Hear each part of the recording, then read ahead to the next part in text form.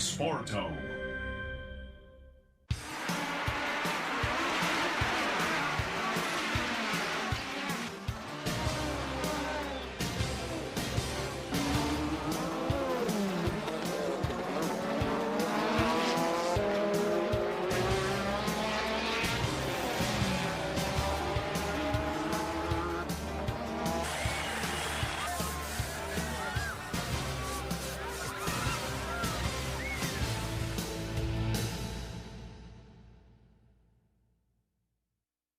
And then they turn right again over a very bumpy little tricky right-hander and on back onto the pit straight. But now, of course, you see Mansell having a little squirt there just to warm his rear tyres up, practicing his start. Senna coming along on the left, further back, and they'll be putting the field on fairly slowly so that they bunch up properly and he doesn't have to sit there with the car in gear, the clutch snagging, and, of course, the radiators getting hotter.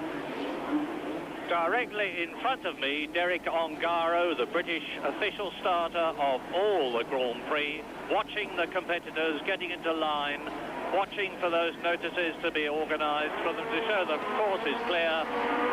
78 laps.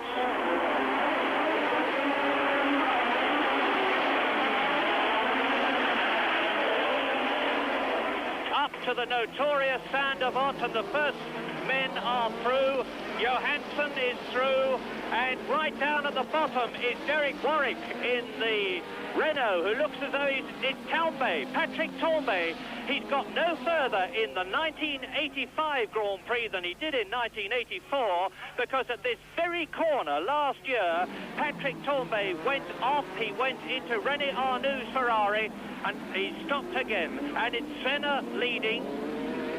In second position is Nigel Mansell. Then it is Michele Alboreto as they go round the portier, and Senna has done exactly what he wanted to do, and boots, that's Berger. Berger is out of the race in the Arrows on lap 1, so 2 men of the 20 who started are out of the Monaco Grand Prix before 1 lap is even completed, and they stream through the chicane with Eddie Cheever well up. 18 contestants left. And now Senna will be piling on all the power he can to try and get a breakaway, with Nigel Mansell in second place, Michele Alboreto in third position in the Ferrari, coming through to complete lap 1 out of 78. And Alan Prost is already in 4th place. He was very fast in the warm-up this morning. He was quickest. And Alboreto having a look. Alboreto through.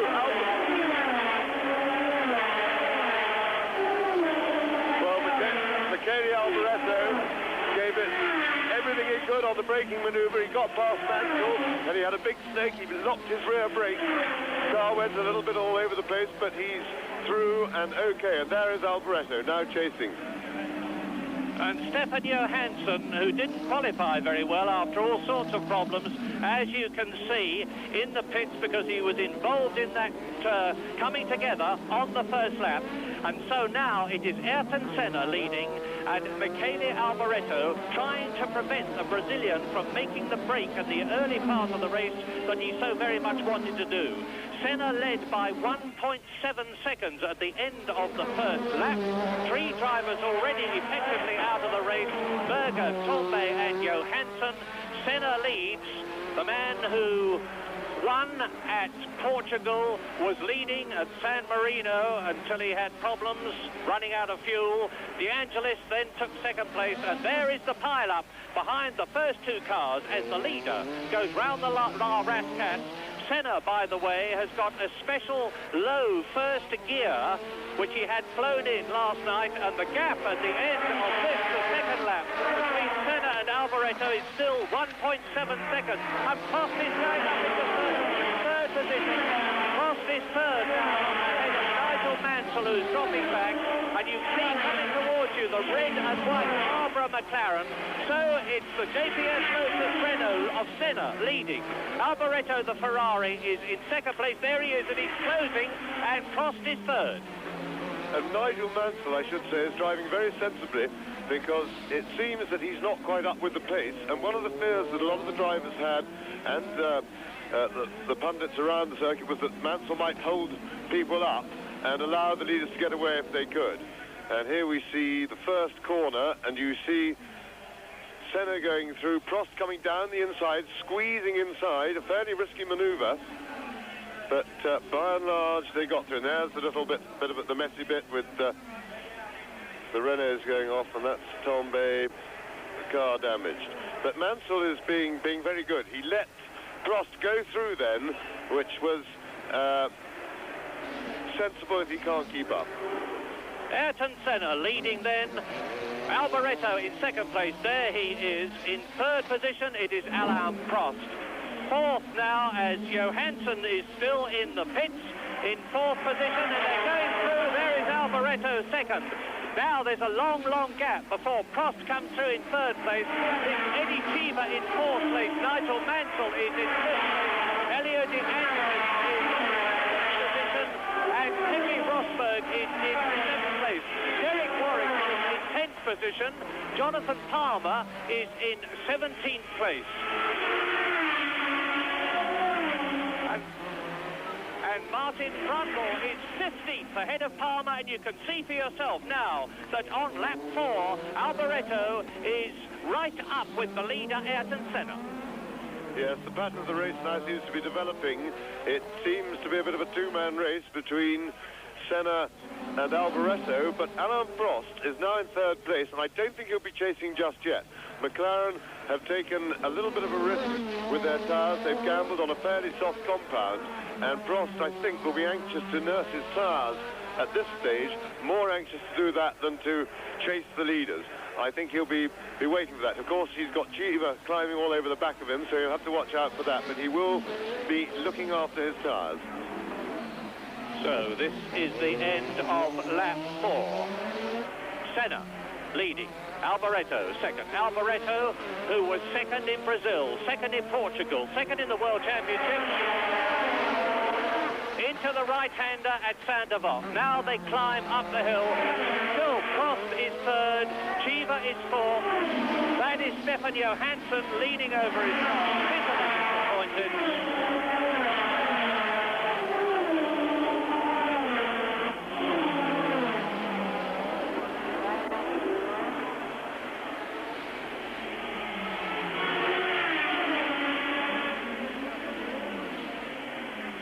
Ayrton Senna then, his problem now is knowing exactly where Michele Alboreto is, i.e. right behind him. You can see him in his mirrors. To make sure that he sticks to his racing line, gives Alboreto no chance to get past, makes it very difficult indeed for the Italian in the Ferrari. And provided he does that, it is indeed going to be difficult for Michele to get through. Yes, that's right. Absolutely right, Murray. Senna, who's a very mature driver despite his relative inexperience, will be concentrating much more on keeping it smooth and making no mistakes rather than attacking. He's already seen that Alboreto keep up, but Prost is hauling them in really fast. Prost has absolutely romped away from Eddie Cheever, and he will shortly be joining the leading two, so we're going to have a three-way battle for the lead. Well, it was some 6 seconds between Alboreto and Prost previously. I've got the stopwatch running on the gap now. And as Prost goes by, it's 5.5 seconds, so Prost is gaining fast. Cheever is still in fourth position. De Angelis is up to 5th. Nigel Mansell down to 6th.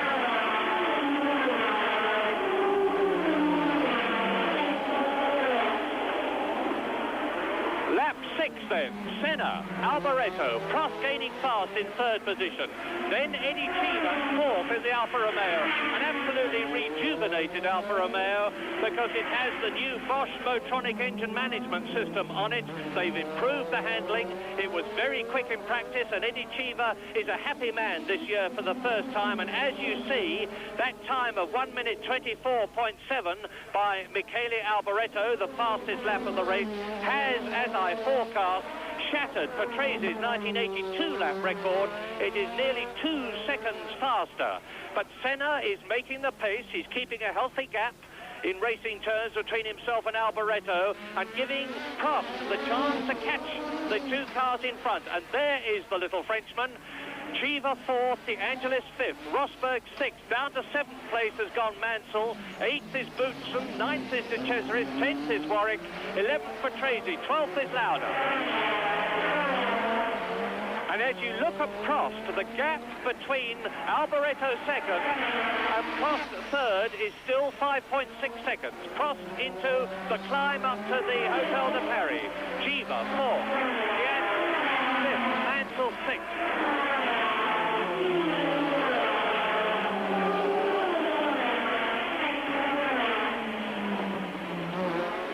Tyres, as usual, are going to be a critical factor. Ayrton Senna, like all the other competitors in this race, has got an extra hard right rear car. Martin Brundle, by the way, is going well. He did an absolutely dynamic race at the lap at the end of practice yesterday to qualify in 18th position, faster than several of the turbos. And at the present moment, he's in 17th position. Senna, like virtually all the lead drivers in this Monaco Grand Prix, an ex-karts champion, maintaining that gap between himself and Alboreto. So Senna in the JPS Lotus Renault, the V6 turbocharged Renault engine powering the Lotus, and there is Eddie Cheever in fourth position with Elio De Angelis catching him in fifth place. Sixth behind De Angelis is Rosberg, then Mansell seventh. The leaders complete their seventh lap. And there is De Angelis catching Cheever, fourth and fifth. The gap, Prost is now dropping back a bit. He's 5.9 seconds behind Alboreto. Well, I don't think I've ever seen anybody overtake that before. And that was a spectacular overtaking manoeuvre by De Angelis.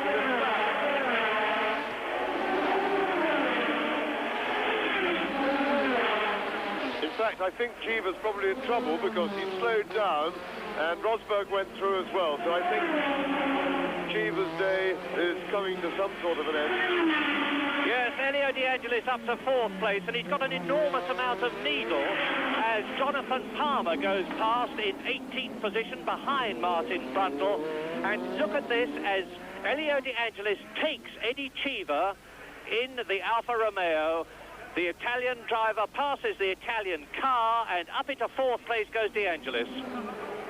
So I might revise that view because, of course, Cheever then lost so much speed through there that it allowed Rosberg, as you see now, to come around the outside. So I said I thought he was in trouble. I think what happened, in fact, having seen that action replay, is that De Angelis jumped him and took him by surprise, and that caused the loss of momentum that allowed Rosberg to get past as well. There is Rosberg around the swimming pool section. There is De Angelis. Race order, lap 9. Senna leads, Alboreto second. In third position is Prost. In fourth position now, De Angelis. So both the JPS Lotus Renault cars are in four places. In fifth position in fifth place is Keke Rosberg, and Cheever driving into the pits, and I wouldn't be at all surprised if it's gone out of the race. Eddie Cheever then, who started off in such an optimistic mood, is finishing the race in a state of acute pessimism to join Stefan Johansson, Patrick Tambay and Gerhard Berger, who are out on the 9th lap. Cheever being pushed in. Senna leads, Alboreto second. In third position, it is still Alain Prost, and the gap is steady between Prost in third place and the second place man, Michele Alboreto, in the Ferrari. Fourth, behind Prost, is Elio De Angelis. Fifth is Rosberg. Sixth is Mansell. 2 JPS Lotus Renaults, 2 Williams Hondas in the first 6, with the Ferrari of Alboreto and the McLaren of Prost.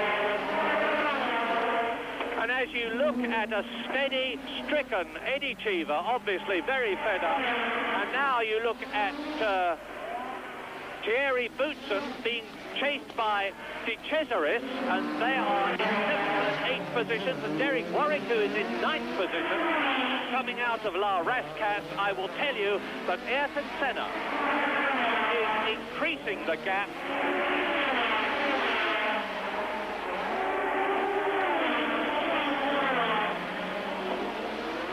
Ayrton Senna is increasing the gap in the lead between himself and Michele Alboreto. It is now 1.2 seconds between the leader, Senna, in the JPS Lotus Renault and Michele Alboreto in the Ferrari. But look at Boutsen, De Cesaris and Derek Warwick, 7th, 8th and 9th, coming down to Lowe's Station hairpin, chasing Nigel Mansell.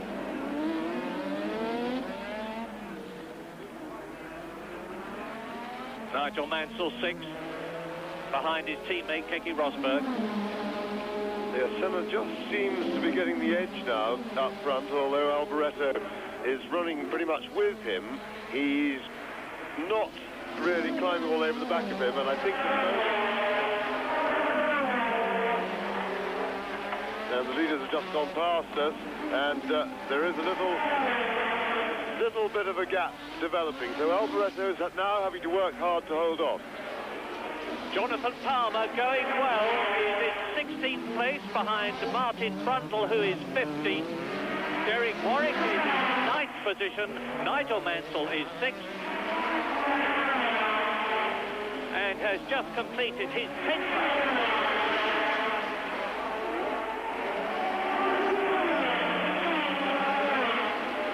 World champion Niki Lauda is in only 11th place, struggling up through the field, having started 14th after a very fraught practice when he was held up, he claims, by Ayrton Senna on his fast lap, and there was a lot of controversy over that.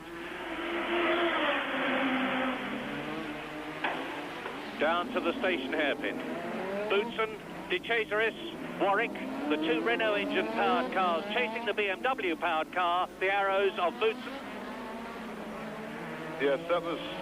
Ayrton Senna lost quite a lot of friends in qualifying yesterday, because having done his quick lap on his qualifying tyres, he then stayed out on the circuit and sort of tooled around slowly, getting in other people's way when they were on their quick lap. Now, there's no rules written about that, but there are sort of gentleman's principles, and Ayrton, in fact, exceeded the requirements of those principles, so he got himself a little bit unpopular yesterday. Eddie Cheever went out with electrical problems, and Ayrton Senna has now increased his lead over Alboreto to 3.3 seconds. Whilst Alboreto is 5 seconds ahead of Prost. And Niki Lauda has broken clear of the bunch that he was in. He is in 11th position, closing up on Patrese, who is 10th. Warwick, who is 9th. And Martin Brundle is still going well in that 15th position ahead of Palmer. Boutsen, De Cesaris and Warwick, 7th, 8th and 9th, coming down to the station hairpin. And that's Lauda just came into the picture then in the background, and Lauda is now closing fast on this group of 3. But that's going to be very interesting, because it's going to be extremely difficult for Lauda to get past, because, as we've said before, the circuit is so tight that without the driver in front of you making some sort of an actual mistake, there really isn't a place to pass unless you want to shut your eyes and take your chances. Lap 12, Senna is now 4.17 ahead, and Alboreto is 5 seconds ahead of Prost in 3rd position, 4th De Angelis, 5th Rosberg, 6th Mansell. De Angelis all on his own, and there is the charger, the world champion Niki Lauda, and good news for Tolman fans, because Teo Fabi, who just qualified, is going extremely well. He's in 14th place out of the 18 people who were running at one time. After Torbay went out at the beginning of the race, and Johansson, and Lauda is closing fast. Well, the pattern of the race is now definitely developing. Ayrton Senna taking it reasonably steady up front, is now proving a little bit too fast for Michele Alboreto, who's some 3 or 4 seconds down on him, and there's that fearsome battle, the 7th place, with Lauda about to catch them and to make that a 4-way battle. But Senna is now clearly establishing himself in front. Alboreto is dropping back a little bit, and Prost is really making no impression on Ayrton Senna. He's racing very much level with Alboreto. He's some 5 seconds behind.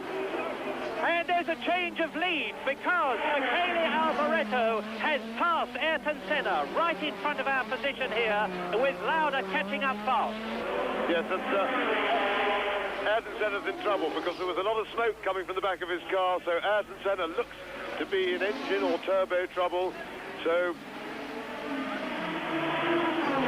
well, that is the sensation of the race so far.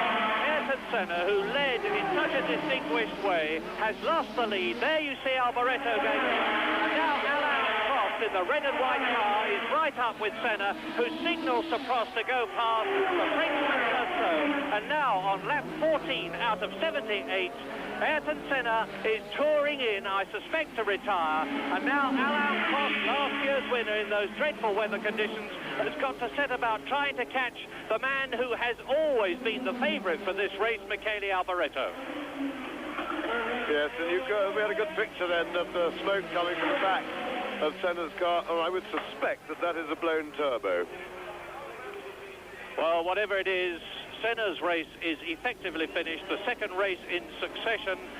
But now we keep a very careful eye on Niki Lauda. You will have noticed probably that he's already passed Riccardo Patrese, and now the gap between Michele Alboreto, who has completed 14 laps, and Alain Prost, who is going through, is 7 seconds. There is the new race leader, 3 race victories in the past. And Elio De Angelis, of course, is up into 3rd place. That's the World Championship leader.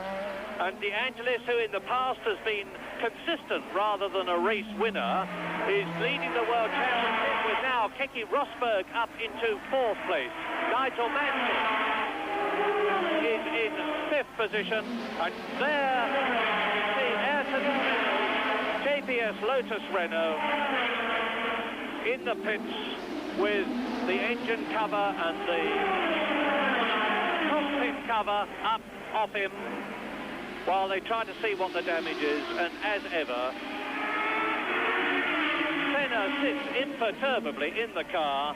Lap 15 out of 78, Alboreto leads Prost by some 7 seconds, with De Angelis up to 3rd, Rosberg up to 4th, Mansell up to 5th. In 6th position now, it's De Cesaris. In 7th position, it is Derek Warwick. Behind Derek Warwick in 8th place and gaining is Niki Lauda. 9th is Riccardo Patrese. 10th is Nelson Piquet. 11th is Jacques Lafitte. And in 12th position, it is Theo Fabi in the Tolman.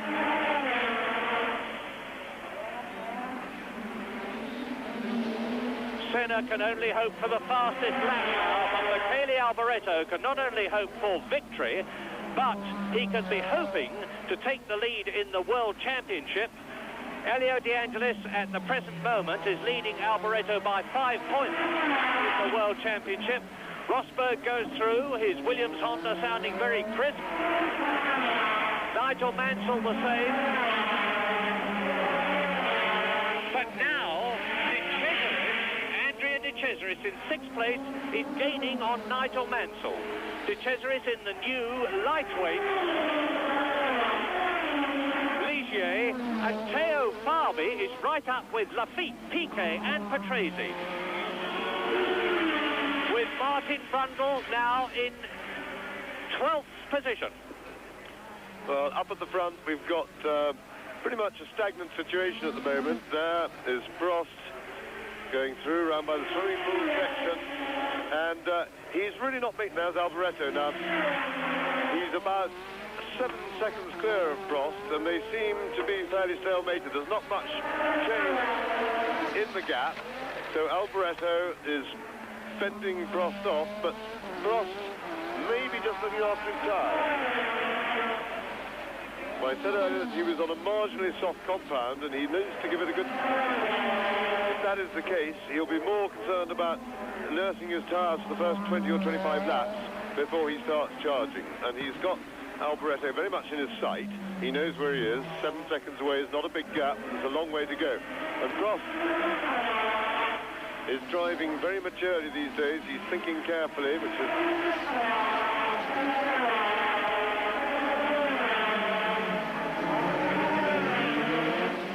how he was first across the line in Italy, although unfortunately for him the car was underweight, which has nothing to do with him, but he drove a very intelligent race.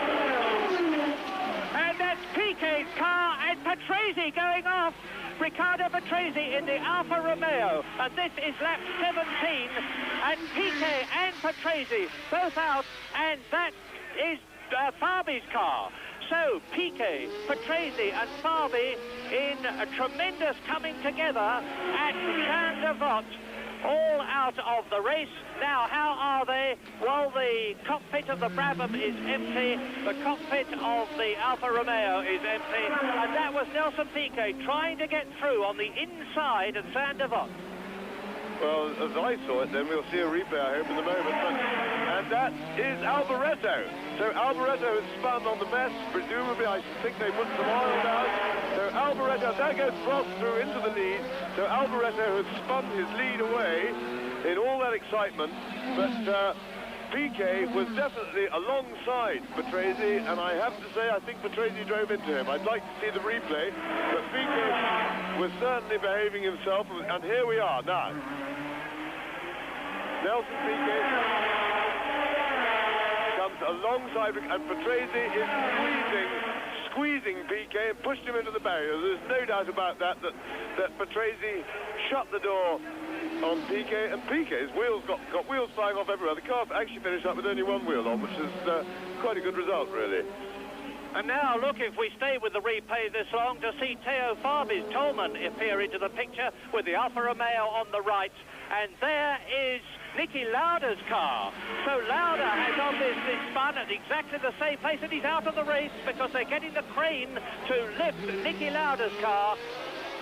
With all that excitement happening there, I would think that all the excitement put some oil down. So I would think that when Piquet and Patrese made contact, there was oil put onto the track. I'm looking down the track, and I can't see any. But yes, the oil flag is going out, albeit rather late. But there is an oil flag at the first corner. And with now definitely 8 out of the 20 cars out of the race on lap 18, let's look at the position. Well, leading is Alain Prost in the McLaren. In second position, despite his spin, is Michele Alboreto. Third is Elio De Angelis, who managed to keep going. Coming through now in fourth position, it is Keke Rosberg. As you look at the new race leader, Alain Prost, with Alboreto leading him. And he's coming up to Lafitte. He being Prost. Now, Jacques Lafitte is well down the field. He's in 12th position, and his car is a heavier one than De Cesaris's, his Ligier, and Alboreto is stung into action. He made a magnificent recovery on the 19th lap out of 78, and soon we're going to be seeing a really exciting battle for the lead between last year's winner, Prost, who takes Lafitte on the entrance to the swimming pool section, and Lafitte will undoubtedly let Alboreto through, and he does so, and you can see the gap yourself as Prost comes up to Jonathan Palmer in the Zach Speed car, and Palmer is now in 11th position. Yes, it was a very quick spin by Alboreto, because he only lost about 9 or 10 seconds on the road. But it's really livened the race up, because these two, as we were saying just before all this excitement happened, they're the yellow and red stripe flags. They are the oil flags to denote that, not necessarily oil, but you can in fact see that slippery patch there just as they turn into the corner at Saint-Devote. There's a big oil stick there, but not so much in the braking area.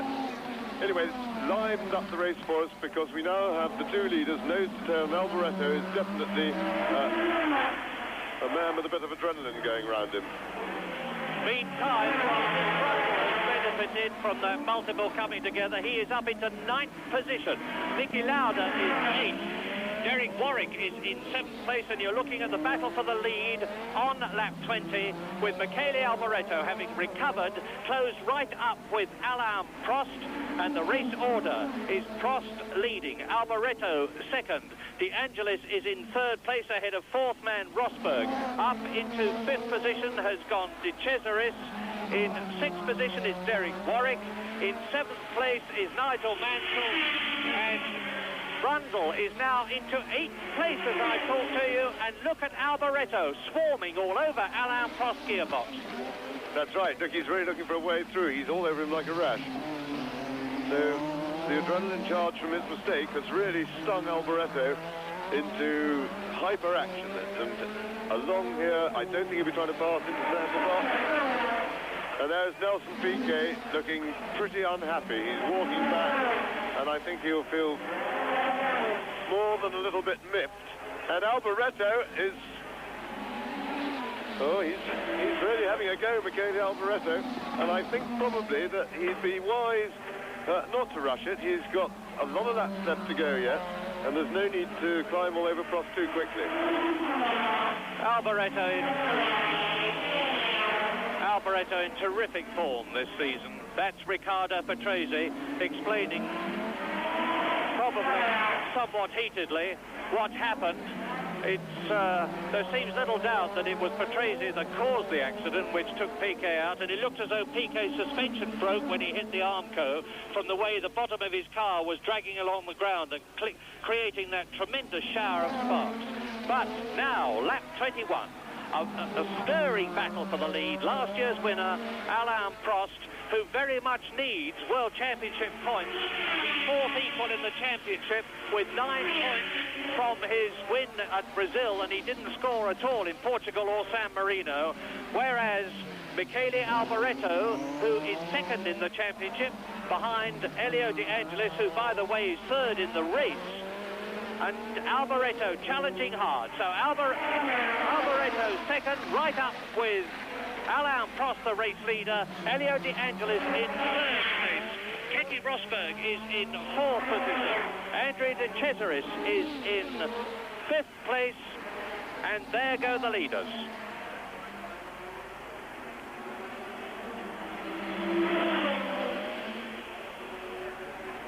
Down to the right-hander at the Mirabeau. Then probably the most famous shot of all in motor racing, the station hairpin. Accelerating away down, now in 2nd gear. Round, and that's Niki Lauda. Niki Lauda walking in, and out of the race, Berger, Torbay, Johansson, Chiva, Piquet, Patrese, Fabi, and Niki Lauda. This is race 22.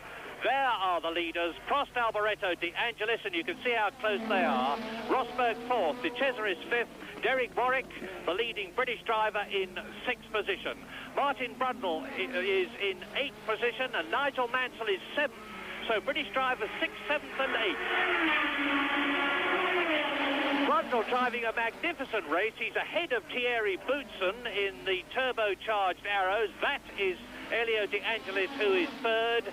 And De Cesaris, while all this is going on, in the Ligier on the Pirelli tyres, is closing up on Rosberg, the leaders.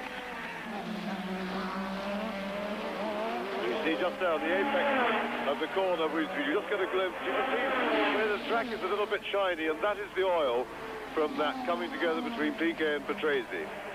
And that's what tripped Alboreto up. It tripped Lauda out of the race completely because he spun on it and hit the barrier, and tripped quite a good few others up.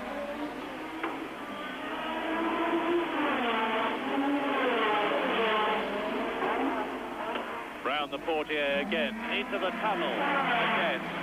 And as they go into the tunnel, the 4th place man, Keke Rosberg, has started his 23rd lap, going well in the Williams. Nigel Mansell is still running. Effectively, there are 9 people in the race out of the 20 who started.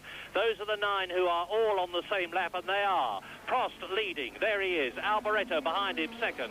De Angelis 3rd. Rosberg is in 4th place. De Cesaris is 5th. Warwick is 6th. Mansell is 7th. In 8th position is Brundle, and Alboreto now has got an opportunity to get closer still to Alain Prost on acceleration as he comes through to complete his 23rd lap.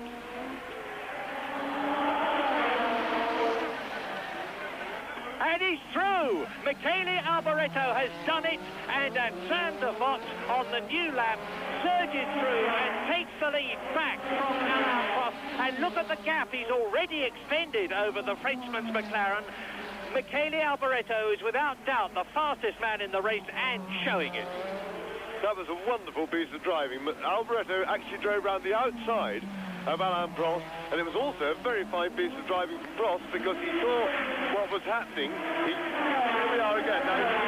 Now Prost has to really control his car very well, not to drive into Alboreto. Now, you'll see Prost lock his brakes a bit, trying to avoid Alboreto. Little puff of smoke there as he locks his brakes, and that was really outstanding driving by both of them.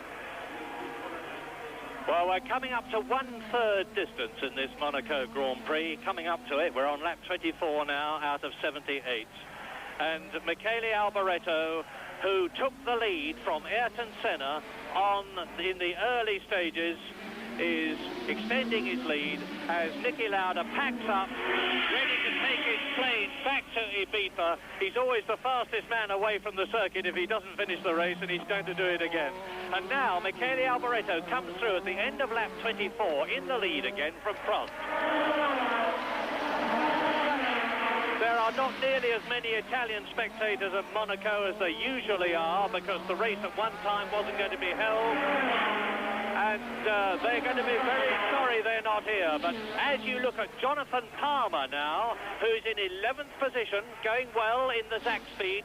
He's 1 lap behind the race leaders, and he's gone further in a Grand Prix in the Zak Speed than he's ever gone before, because he failed to do even 1 lap in both Portugal and San Marino. But at Lowe's, it's Alboreto, then Prost. The gap between Prost and Elio De Angelis, who is in 3rd position, is now some 12 seconds. So this is the race. Ferrari are normally famous for their reliability. This car is certainly the prettiest car in Grand Prix racing now, in my opinion. And if they keep up their famed reliability, even Alain Prost is going to have his time cut out to close with, let alone get past Michele Alboreto. Well, Michele Alboreto, who I've always admired enormously as a driver, put on a charge then that was exceptional even for him. I think the spin gave him a huge pump of adrenaline, and he drove absolutely brilliantly. He climbed all over the back of Prost, and his overtaking manoeuvre was fantastic. But we've got a proper battle joined. The two leaders just gone past our commentary position. That was the horrid noise you heard. And Prost is not letting Alboreto get away. He's holding on really well. Prost's teammate Niki Lauda, the reigning world champion, leaves his 4th Grand Prix yet to score a point in 1985. There goes the battle for 4th position. It's Rosberg. Warwick, so it's 4th, 5th and 6th virtually together. There they go. And Nigel Mansell will come into your picture in a moment. Keep looking back. Well, we just failed to see it, but Keke Rosberg there, the winner in 1983 at Monaco and the 1982 world champion, has got the Ligier, the Pirelli-tired Ligier. I emphasise that because, in fact, there are only 4 Pirelli-tired cars in this race, or were when it began.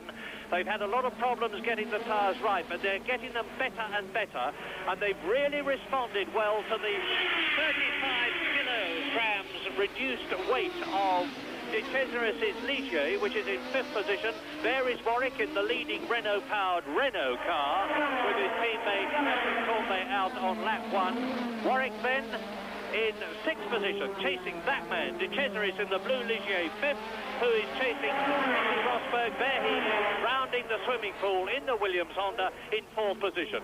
And on lap 27, Alboreto still leads. He leads now by 1.6 seconds from Prost, last year's winner. Prost is 10 seconds ahead of De Angelis. De Angelis is 13 seconds ahead of the 4th place man, Rosberg. That is Theo Fabi, out because of the crash out after driving an exceptionally good race, Theo Fabi. Warwick chasing Rosberg. Rosberg and Warwick sandwiching De Angelis. De Cesaris.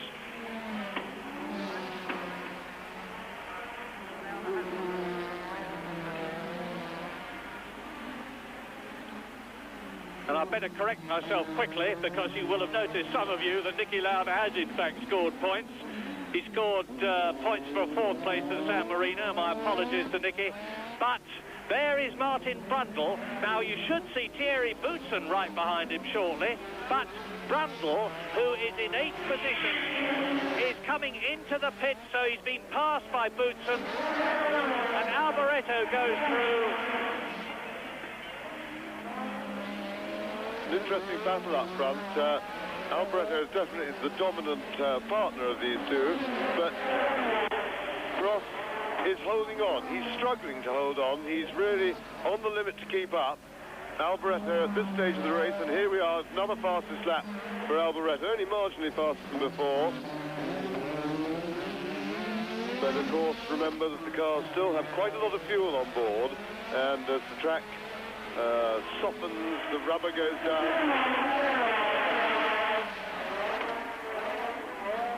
and the cars get lighter, we will of course expect them to go even quicker. Nigel Mansell behind these three, driving a good race. He's only just out of the points, having scored points for 5th positions at both Portugal and San Marino. And as the race settles down a little on the 28th lap, with 50 still to go, therefore it's a long, arduous and grueling race. And we look at the 4th, 5th and 6th men.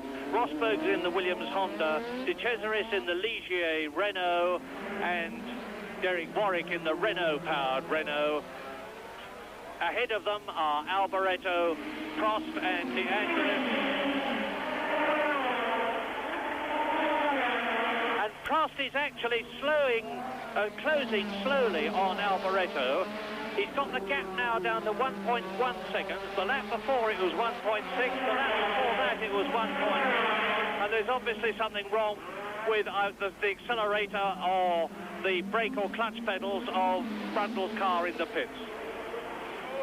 Yes, I would say that probably what's happening up front is that Alboreto, having tried to get away and failed, is probably consolidating his position and just taking it a little bit more easily. You can't drive this race as a total sprint. It's too far and too hard, so I suspect that Michele Alboreto has done the properly intelligent thing and is relaxing up and giving himself a little bit of a rest, because I don't think these two are going to race each other very hard for a little while. They're going to wait till later in the race to do the hard work. At the moment, I think they're probably taking a bit of a breather, and that has to be done here in Monte Carlo. While you're watching that, cast your minds back to the first corner of the race when Patrick Tambay went out at the first corner for the 2nd year in succession. For the same reason, a crash. This time, that crash ripped off the front of his car, damaged the brake cylinder, as a result of which he lost brake fluid, and he couldn't even drive back to the pits to get a new front for his car. And there goes Thierry Boutsen, going comparatively slowly as Alboreto goes past. Now, this will give Alboreto a chance to break away a bit, because Boutsen is now holding up Alain Prost in the McLaren. Is Boutsen going to move over and let the Frenchman through? Alain Prost will be metaphorically and probably actually fuming inside the cockpit of the Marlboro McLaren, because now Alboreto on the 30th lap has got a clear track in front of him, and Prost is through. And in fact was not held up very much by Boutsen. Martin Brundle had brake trouble, that's why he went into the pit. Elio De Angelis alone on the circuit, some 12 seconds behind Prost, but 25 seconds behind him. That tremendous battle rages still between Keke Rosberg in 4th position, De Cesaris in 5th, Warwick in 6th, Nigel Mansell is in 7th place, and Thierry Boutsen, who is 8th, has already been lapped, as Martin Brundle, back on the track, has got Alboreto coming up behind him and giving Prost the chance to close. Well, I think a word should be said about Elio De Angelis, because his driving this year has, in my opinion, been extremely good. I think the arrival of Ayrton Senna in the team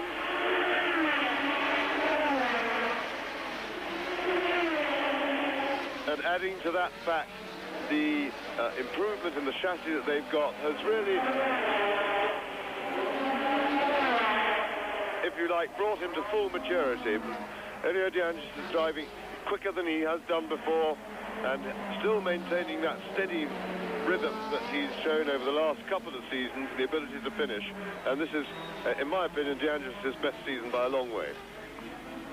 Prost with a bit of a charge. He's closing up on Michele Alboreto, as you see.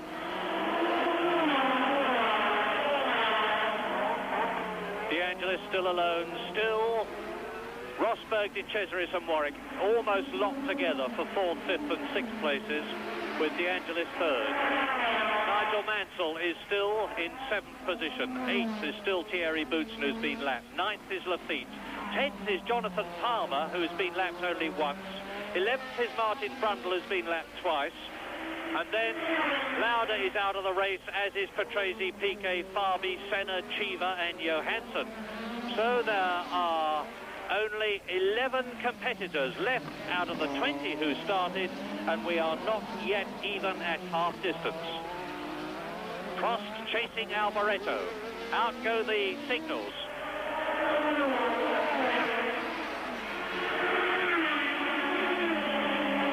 And we had a good shot of Alan Prost's pit board there,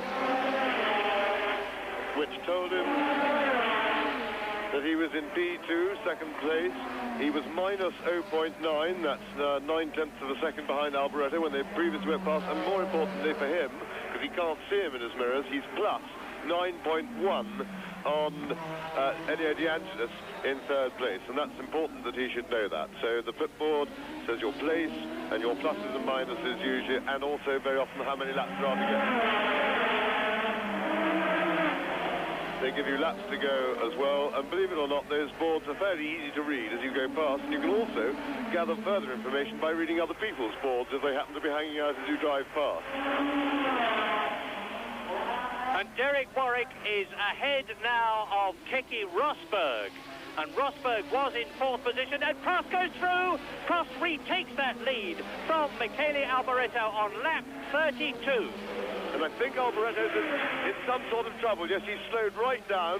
So mechanical trouble for Michele Alboreto has put him out of the lead. He's got a puncture maybe. Yes, he's got a left rear puncture. He'll come into the pits now. Sorry, a right. And look at it. You see the car. The left rear is absolutely flat. 送りながらミケール・アルボレート、さあタイヤ交換です。ぐにゃぐにゃでしたね、今トレッドがね、グッドイヤーのニュータイヤということになります、フェラーリ。今から思うとちょっとゆっくりしすぎじゃないのという気もしてしまいますが。そうですね、まあ、16秒かかりましたもんね、ミケーレ・アルボレート、タイヤトラブルでまたそのポジションを下げることになってしまいました。またしてもアラン・プロストがここでトップに立っています。もうライバルが次々と消えてってくれてる感じですよね、そして2位になったデアンジェリスとのギャップは7秒1と今表示がされました。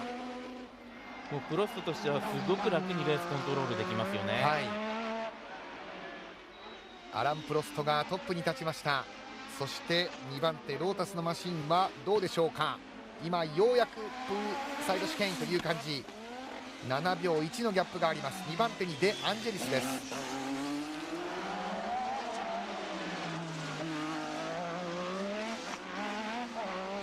プロストがトップに立って喜ぶコースマーシャルも少なくない、やはりフランスが近いですからね、まあ、というよりも本当にフランスの一部のような場所ですからね。そうですね、34周目へと入っていきましたアラン・プロスト。2番手のデアンジェリスは見えてきません。しかしミケーレ・アルボレートもタイヤ交換を行ってコースには戻っています。さあどこで復帰したかということですよね。今画面の表示が出ていますが、表示ではカーナンバー27、3番手になっていますけれども、実際はこれ4番手のようです。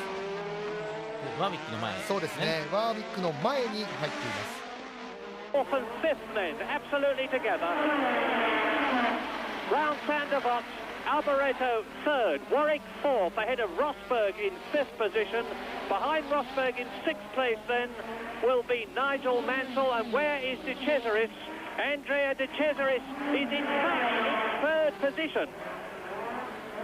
So Andrea De Cesaris has got ahead, and there is Alboreto, fourth.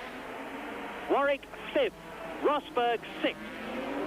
Yes, Alboreto had a problem there because they put a brand new right rear tyre on his car, and he will have taken him a lap or so to scrub that in. When the tyres are brand new, they don't work properly till you slid them round for a couple of laps to scrub off that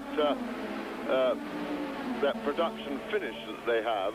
And normally one wants the pit stop, in fact, to put on a scrubbed tyre. So fastest lap now goes to Alan Prost. The pace is hotting up, but that's normal. We expect that as the fuel load goes down. But whilst Alboreto was scrubbing in that new left side of the car, sorry, yes, left side it was, he was giving De Cesaris a chance not only to get past, but to pull a bit of a gap.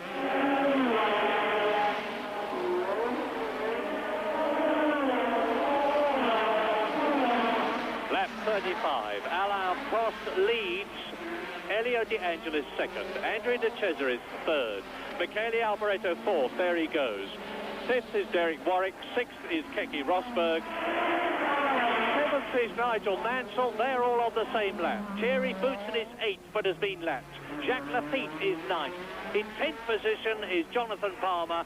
Then 3 laps down, but still running, is Martin Brundle, and those are the only runners left. 11 out of 20 on this, the 35th lap, which is just under half distance.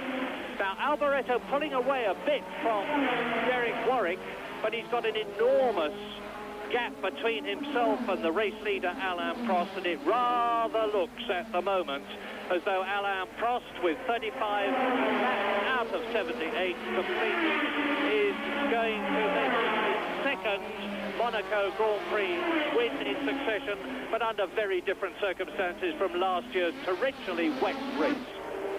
It's interesting to see that now that Alboreto's got going properly, he's scrubbed those new tyres in. I don't think he's going as quickly as he was before. Now that is, there's a technical explanation for that, and that is that they changed only one of his rear tyres. And they have to be matched there. You like normally to match up your pairs of rear tyres because they're never exactly the same diameter, and therefore the tyre that stayed on, and Alboreto has now done an even quicker lap than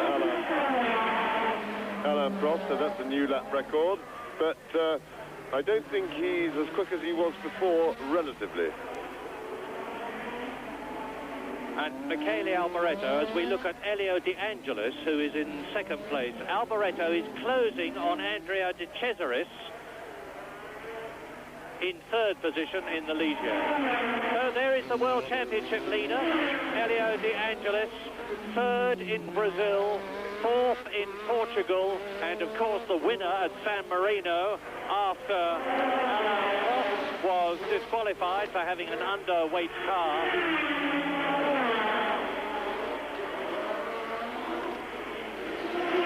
Martin Brundle in the background, who's been lapped, but still going well. He's in 11th position. De Angelis. Amazingly consistent, because last year, De Angelis had an absolutely superb season. Third in the World Championship last year. 4 third places, 3 fourth places, 4 fifth places. For 6th place, and very, very few retirements or failures to do really well in a Grand Prix. And Alboreto is going quicker and quicker. 1:24.17, his fastest lap so far, and of course the fastest lap of the race, is well over 2 seconds inside Riccardo Patrese's 1982 lap record. And the gap between the man you're watching, De Angelis, and Prost, is about 11 seconds. Yes, I think I was a little bit hasty there and might have maligned Alboreto a bit, because now that he's got those new tyres scrubbed in, he seems to be really motoring. He's the quickest man on the circuit at the moment, and we might find it interesting to note that Alboreto is 42 seconds behind Alain Prost. because Alboreto is currently the quickest man on the track. So we'll keep an eye on that gap for you and tell you if he's closing. Well, he's certainly closing on De Cesaris. Here they are. De Cesaris in third position in the lightweight Ligier with its Renault engine. And behind him, Michele Alboreto, soon, I think, to be third, although De Cesaris is a notoriously difficult man to get past.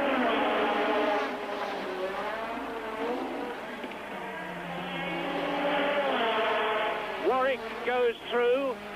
In the background, you may just think, yes, you did. There was Derek Warwick, who is in fifth position. And De Cesaris has pulled away just a little bit from Michele Alboreto on the climb to the Hotel de Paris.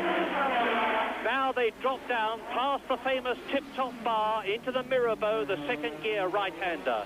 Down to Lowe's Station hairpin, the first gear. Now up into second for the Portier. Accelerating up into third through the tunnel. Third place De Cesaris, fourth place in the Scarlet Ferrari, number 27, Michele Alboreto. Prost has just completed another lap in the lead. Well, De Cesaris signalled his intentions that he's not going to be a piece of cake to get past. He did that at Saint-Devant. He shut the door fairly firmly and quite fairly on Michele Alboreto, but he's in third place, and with full justification, he intends to defend it as vigorously as possible. Let's see how it goes again as they approach Saint-Devant at the end of their 38th lap in third and fourth places.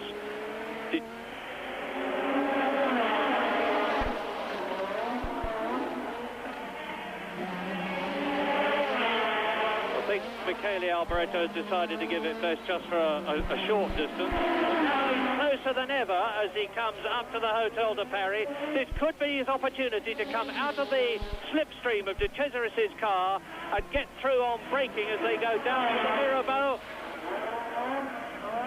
But De Cesaris shuts the door, but fails, and Alboreto goes through beautifully.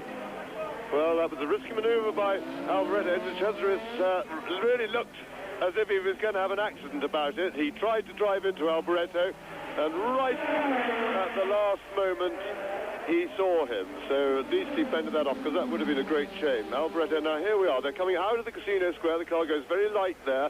Then a quick squirt, and down onto the brakes very hard. And Alboreto came really from a long way behind. I didn't think, in fact, I think, if anything, I was wrong in saying that. De Cesaris was within his right skirt into the corner. Alboreto wasn't really alongside, and I think it was a bit cheeky on Alboreto's part, having seen that again. Came from too far behind, but anyway, his progress now continues. So Michele Alboreto up into third place, and now with plenty of daylight ahead of him to have a good run at the lead. And now Derek Warwick is going to set about De Cesaris, because De Cesaris is down to fourth. Has got Derek Warwick closing up on him in fifth position. We're now at half distance in the race, as you see the arrows of Thierry Boutsen being passed by Nigel Mansell, and on lap 40 the order is Alain Prost in the lead with De Angelis second, Alboreto third, De Cesaris fourth, fifth is Derek Warwick, sixth is Keke Rosberg, seventh is Mansell, eighth is Lafitte.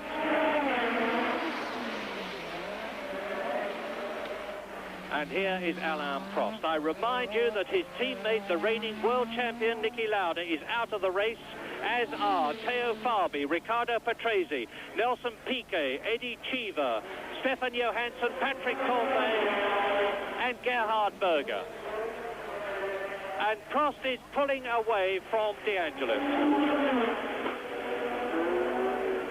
So Prost pulling away there, 38 laps to go. Well, now we're going back to the Grand Prix. We left it on the 40th lap. There were 78 laps in the race, and Alain Prost was out front when we left it then. Good long way to go yet. So let's go back live now to James Hunt and Murray Walker. ルノー時代にトップ改装中に試験員でっていうのがありましたからね、クラッシュしてしまったというのが、だからそういう点でも慎重に完璧を目指して走ってますよね。83年ルノー時代はトップと2ポイント差のランキング2位、はい、この前年84年はチームメイトニキラウダと 0.5 ポイント差のランキング2位というところで、やはりこの85年シーズンプロストの走り思うところというのはやっぱり違うものっていうのは感じられたんですか？確実にちゃんとゴールをしてポイントを稼ぐ、そしてその積み重ねがチャンピオンになるっていうのをものすごく分かってますからね。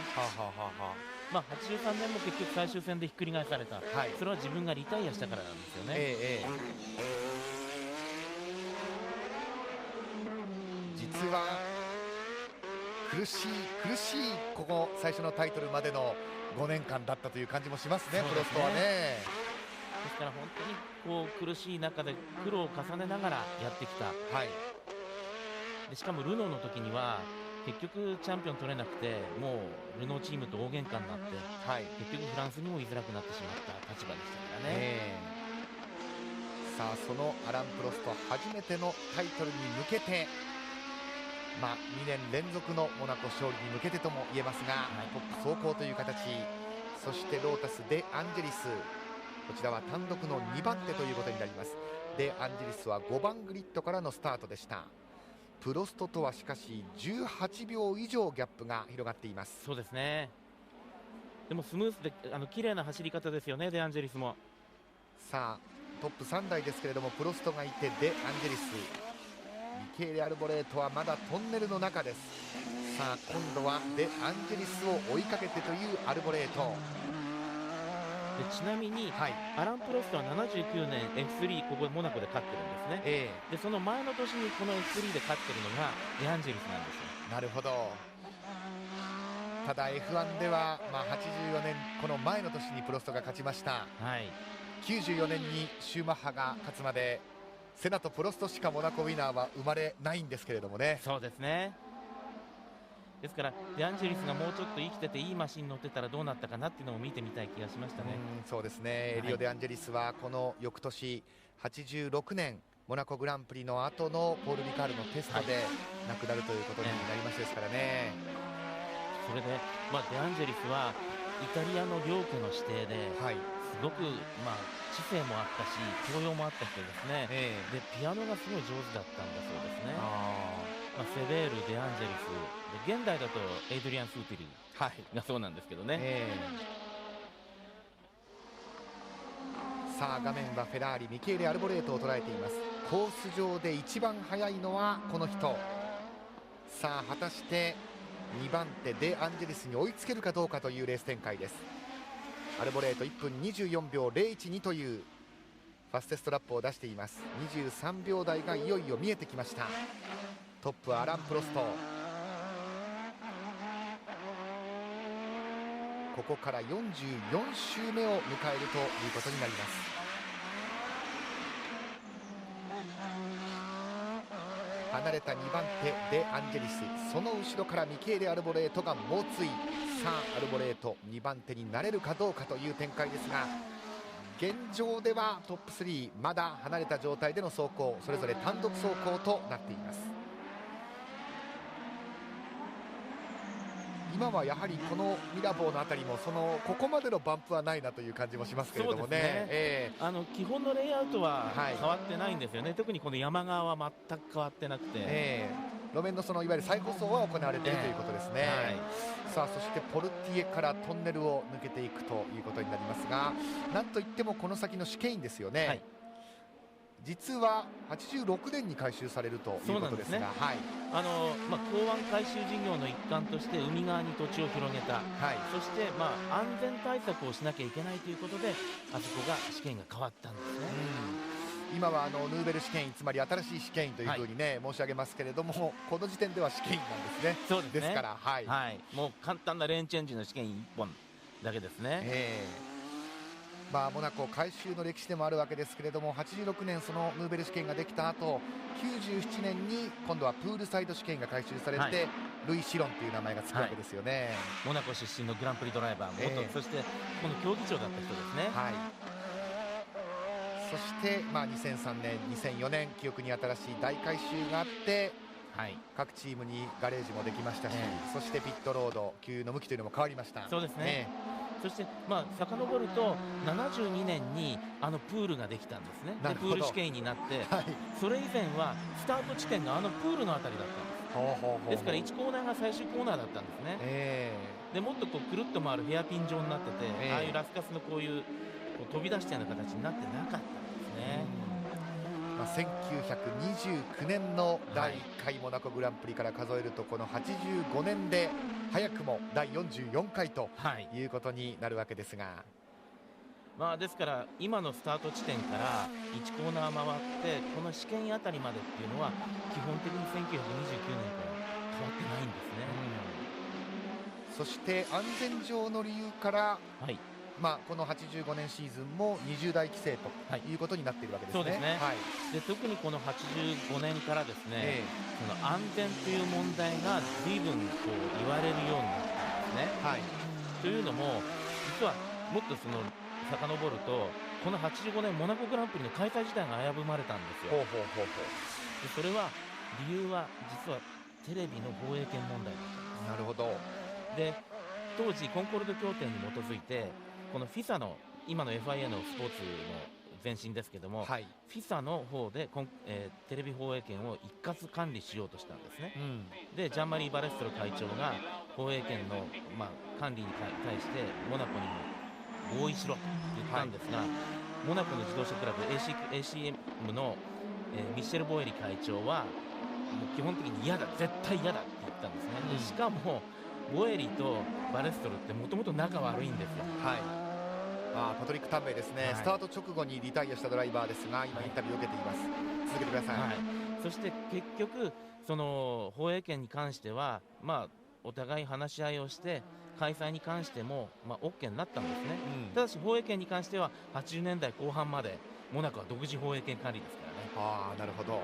で今も映像制作がモナコと日本とブラジルは独自制作ですからね。で結局その話の中でじゃあ話をまとめましたって言った時にバレストル会長が今度は自分がやってた安全対策のことを持ち出してきたんですね。なるほど。でモナコは危険じゃないかということで、それで回収しろというので、その時にコース査察官兼競技長のデレック・オンガロがでももう、86年に試験員も新しくなりますしっていうことでいろいろと収めたんですね。なるほどね。さあプロストとアンジェリスのギャップは20秒761と広がっています。20秒差あります。注目はデ・アンジェリスの後ろからアルボレート届くかどうかということになりますが、こちらがそのミケーレ・アルボレート、前にデ・アンジェリスを捉えているかどうか。このオフィシャルたちはずっと立ってますね。本当にねそのレベルが高くて、ですからその危険だって意見が出たとしても、このマーシャルたちの働きが、そしてこのメディカルスタッフがコースいっぱいいるんですけど、この働きがモナコを続けさせている理由なんですよね。さあこちらはウィリアムズ・ホンダの2台ということになりますが、ロズベルグが前、マンセルが後ろです。ちょっとこう両者とも少しこうなんて言いますかね、出入りの激しいと言いますか、アップアンドダウンを繰り返してというここまでのレース展開ですが、さあ今度はロズベルグよりもマンセルの方が速さがありそうです。さあウィリアムズ・ホンダ2台が並ぶホームストレート。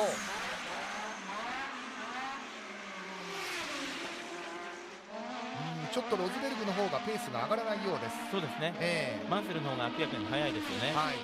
後ろがマンセル、そして前がケケ・ロズベルグです。ウィリアムズ・ホンダにとっては第2期ホンダエンジン3年目のシーズンということになります。さあここでインに振りました。インに振ってマンセルが前です。マンセルが前、もう行かせるような形にも見えましたね。今ね譲りましたね。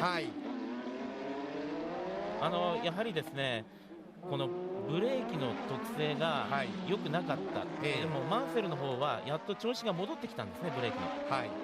でやっぱり当時のカーボンファイバーブレーキ難しかったんですね。やっぱり譲りましたね。そうですね。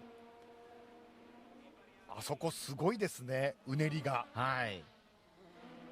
でも70年代の映像を見てもあんな感じでしたね。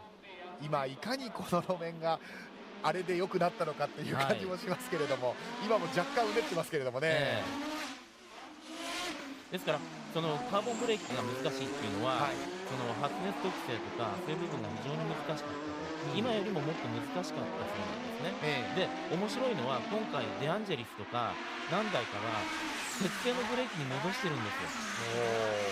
そのカーボンブレーキのこう感触が良くない、だから鉄製のブレーキの方がいいって言って戻しちゃったんですね。今ではもうカーボンのブレーキは当たり前というね、感じですけれども、せいぜいそのこのメーカーのブレーキの感じが良くないからこっちがいいとかっていうのがあるぐらいですもんね、まあ、おかげでブレーキメーカーのサービスマンは大忙しだそうですけど。なるほど、まあ、今ももちろんねブレーキのフィーリングを訴えるドライバーっていうのは多いわけですけれどもね、まあ、一番顕著な例ですと2007年だとアロンソですよね、もうルノー時代から使ってた一子じゃないとっていうのがありましたもんね、ただ素材はいずれもカーボンという中で当時はまだ鉄製を好みで選びたいというドライバーがいただけは出たんですね、さあ7番手のロズベルグ、そして10番手のブーツェン、その後ろからトップを行くプロストという3台になりました。それぞれの順位それぞれのポジションでの走行ということになりますが、さあプロストが周回遅れを作っていくということになります。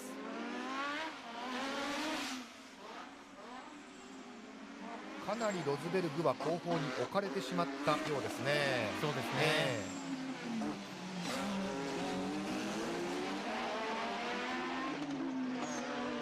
マンセルのマシンはもう見えません。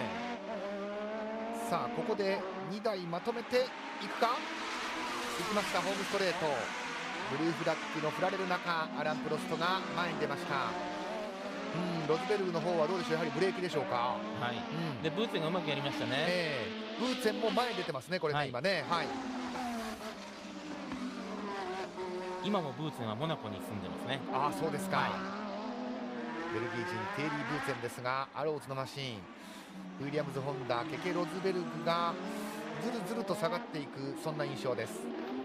VIP 向けのビジネスプレーンのレンタルと販売の仕事を今モナコでやってます。モナコならではのビジネスという感じもしますけれどもね。そうですね、さあそのブーツェン、そしてロズベルグをあっという間に突き放してアラン・プロストトップ独走という状況になっています。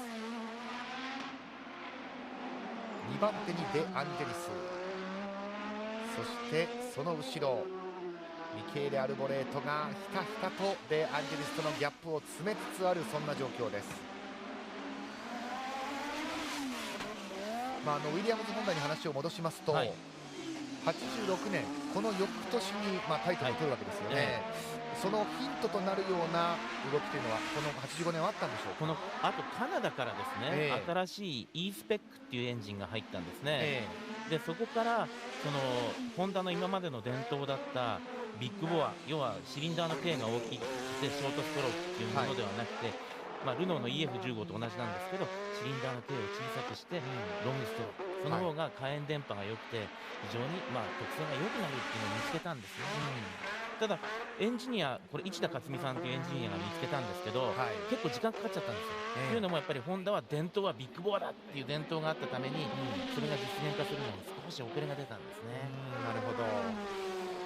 ということはまだこのシーズン序盤、マンセル、ロズベルグの走りを見ても分かりますけども、まだまだ苦しいというウィリアムズ・ホンダという感じですか。で結局市田さんはその試作エンジンを持っていってテストで走らせて、それで会社的には反対もあったそうなんですけど、走らせたらマンセルとケケがこのエンジンじゃなきゃ嫌だ、こっちじゃなきゃダメだって言ってくれたんで、ゴーサインが最終的に出たと言ってましたね。なるほど、いいように外圧を利用したって市田さんはおっしゃってましたけど、でそれからがホンダの快進撃の時代につながっていくんですね。一人の名前挙げましたけど、もちろんねそれはホンダのそのスタッフ全体が、コンピューター屋さん、8件っていう第8研究のコンピューター屋さんもそうでしたし、テレメトリやった人たちもそうだし、いろんなものがうまくいっていった時代なんですね。でもこの時期から始まってくるんですね。さあしかしウィリアムズ・ホンダ、ナイジェル・マンセルは間もなくプロストに周回遅れにされそう、そんな雰囲気です。マクラーレン、タグポルシェターボということになりますが、はい、ウィリアムズ・ホンダを追いかけて、さあローズヘアピン、ここはブルーフラッグが振られます。マンセルとしては譲らなくてはいけない。ポルティエアウトからあっさりとプロストが前に出ていきました。ただマンセルフロントロースタートなんですよね、このレースね。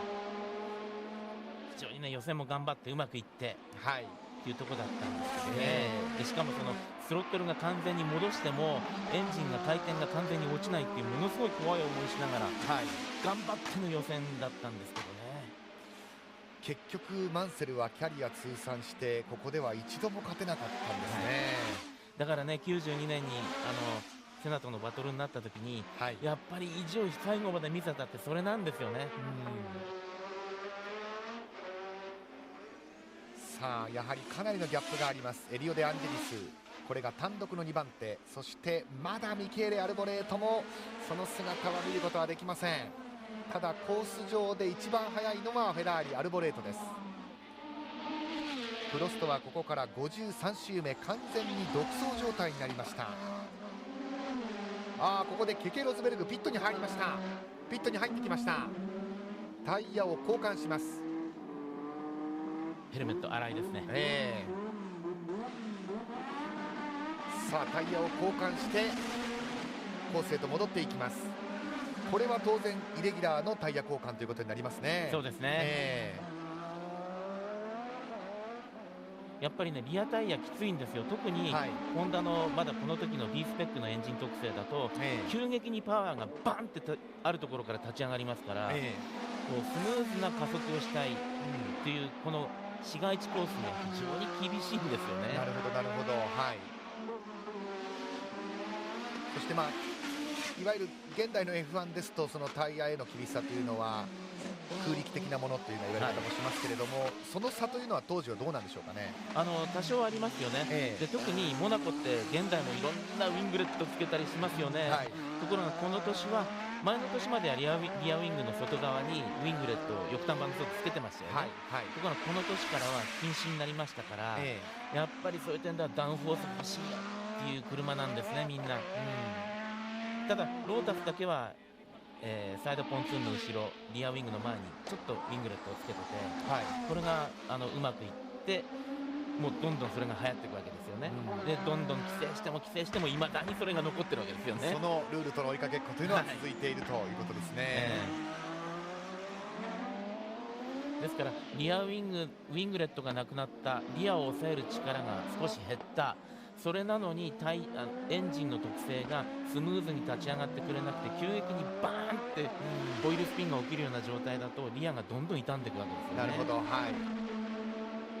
そして今よりもどうなんでしょう、モナコだからということもあるかもしれませんけれどもドライバーによって順位が違うなという感じがしますよね。チームメートが離れてますよね、順位がね。やっぱりね、それでしかもこの時はパドルシフトではなくて、右手でシフトチェンジをしなきゃいけない、しかもシーケンシャルじゃないので、エッジ型のパターンのシフトをそうなんですか、普通の車のマニュアルシフトと同じなので、ですからそれを操作しながらの運転ですからね。ですから片手の運転の時も多いし、それで詳細なスロットルワーク、ブレーキワークをやって、このガードレールの中を走るわけですから、すごいですよね。今以上にやはりドライバーの技量が占めるウェイトというのが大きかったかもしれませんね。ですからケケが前にここで優勝した時にはもう手の皮が抜けちゃってたんですよね、右手の皮が。さあジョナサン・パーマーを画面が捉えました。パーマーを追いかけてアラン・プロスト、パーマーを周回遅れに間もなくしようというところです。ザクスピード、ジョナサン・パーマーもまだコース上とどまっています。でザクスピードは F1 にいる間ずっとこのウエストっていうタバコが、赤白でスポンサーついてたんですけど、後にマクラーレンに行きましたね。でマクラーレンに行った時にマクラーレンメルセデスの色を銀に合わせて、結局タバコのパッケージも銀になっちゃったんですよねなんとなくチームとスポンサーとの力関係というのがね、見えなくもありませんが、さあジョナサン・パーマーをどこでかわしてくるでしょうか。アラン・プロスト、ここまでは本当に沈着冷静、ミスのないドライブが続いています。このザクスピードは本当によく頑張ったチームですね、自分たちで車体もエンジンもやるっていうのはプライベートだったとしてはすごかったですよ。そうですよね、さあアウトに振って、ただスピードが違う感じ。マクラーレンが今ザクスピードを置き去りにしていきます。マクラーレンのこの車についてはいかがでしょうか。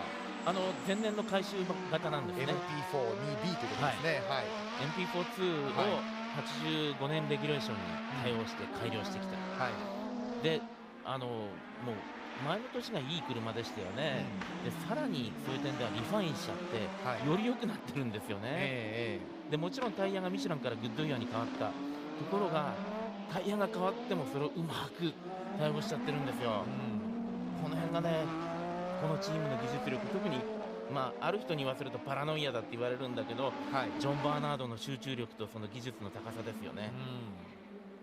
どうなんでしょうか。プロストとニキ・ラウダはこの85年シーズン本当に対照的な、結果になるわけですけれども、プロスト向きだったかもしれませんね、アルボレートがまたそうですね、ミケーレ・アルボレートがファステスト23秒台です。1分23秒284というタイムを出しました。で多分ラウダはもうその自分の時代ではなく、アランの時代が来たなっていうのをもう悟ったんでしょうね。特にその前の年のポルトガルでもそうだったでしょうし、あの時ね、表彰台でこれから君の時代だよって、プロストに言ったそうですからね。そうですか、そして、ポルトガルグランプリこの年ですけれども、アイルトン・セナが初めてのポールポジション、初めての優勝というのも飾っていますが、セナについてはどうなんですか。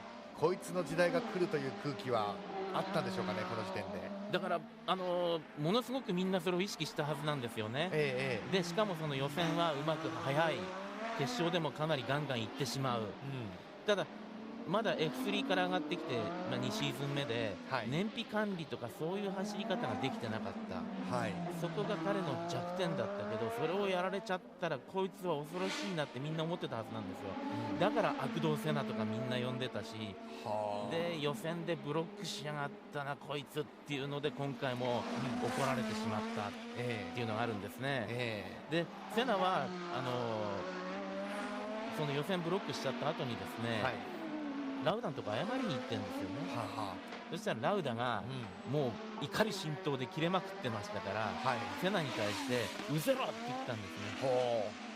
怖いですね、そしたら結局でも、セナも予選用タイヤ、旧タイヤとレース用タイヤをいろいろと試してたっていうのが分かって、この後のポール・リカールのテストで逆にラウダがあの時はごめんよって謝りに行ったそうなんですね。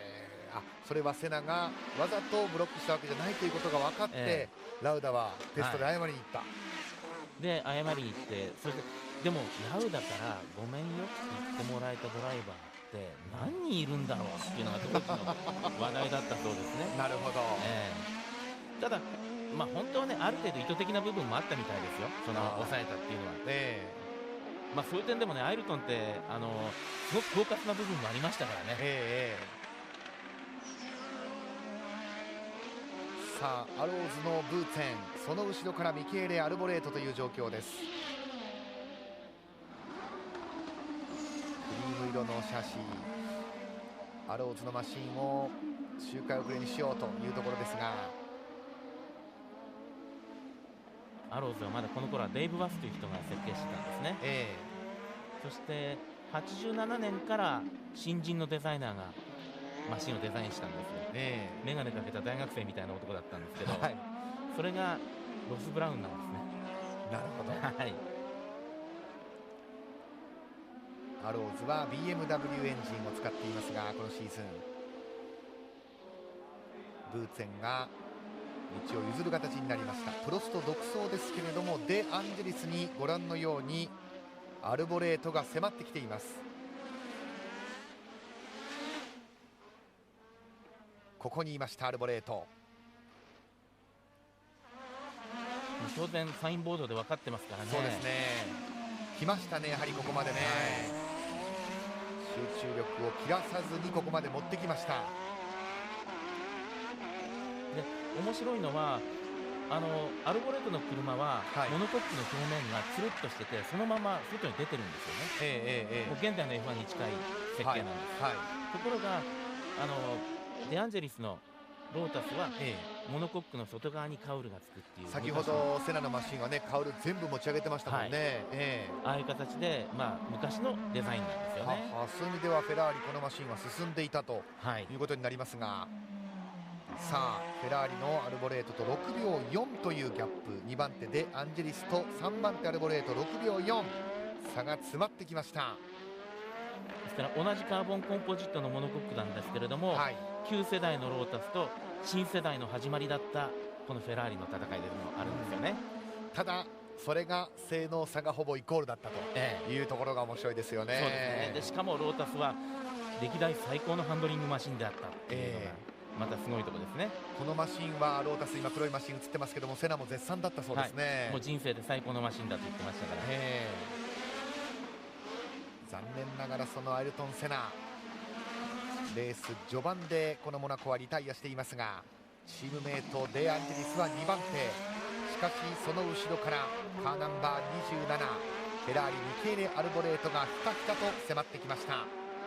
ですからフェラーリもね今まではエンジンパワーありきでどちらかというと荒っぽい車だったのが、この車はものすごく繊細に動きが取れるすごく英国車的な動きなんですよね。なるほど、で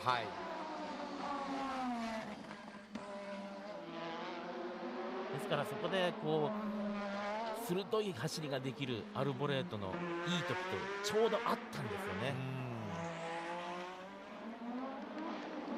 さあローズヘアピンですが、当然アルボレート黒いマシンを捉えているはずです。もう少しです。さあ差が詰まってきました。海岸通りへと出ていきます。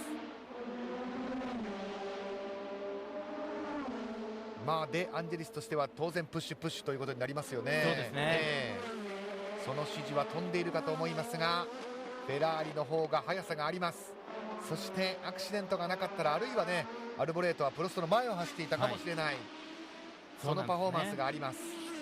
くしくもこれイタリア人同士の戦いなんですよね。逃げるフランス人、そして2番手3番手争いはイタリアン同士ということになります。でこの15685っていうこのフェラーリなんですけれども、フィアットグループのスーパーコンピューターを借りて実はキャドカムを使い始めた車なんですね。さあジョナサン・パーマーが止まっている。おっとっとそこにあわやというシーンでした。さあこれでしかし差が詰まったように見えます。ウエストのロゴが大きくありますがジョナサン・パーマーは、スピンターンでコースに復帰。おっとそこに今度はリジェのマシンが来ている。さあこれでしかし差が縮まりました。2番手争いミダボータイヤスモークを上げています。ローズヘアピンロータスデアンジェリス、その後ろからフェラーリミケーレ・アルボレート、完全に小田さんこれは捉えました。もう完全にもうターゲットロックオンですね。さあトンネルを抜けていく。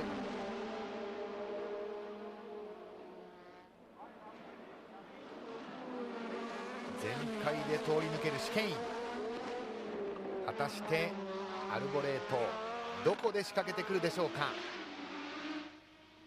幾度となくを Lap 61 out of 78, and this is the excitement because Michele Alboreto in third place in the Scarlet Ferrari has conducted a fantastic charge through the field after having to stop to change a punctured left rear tyre. He has carved down the gap between himself and Elio De Angelis in the JPS Lotus Renault, who is second, and you can see that there is no gap now, and Michele Alboreto, who has led this race, is soon to be back in second place behind Alain Prost, the leader.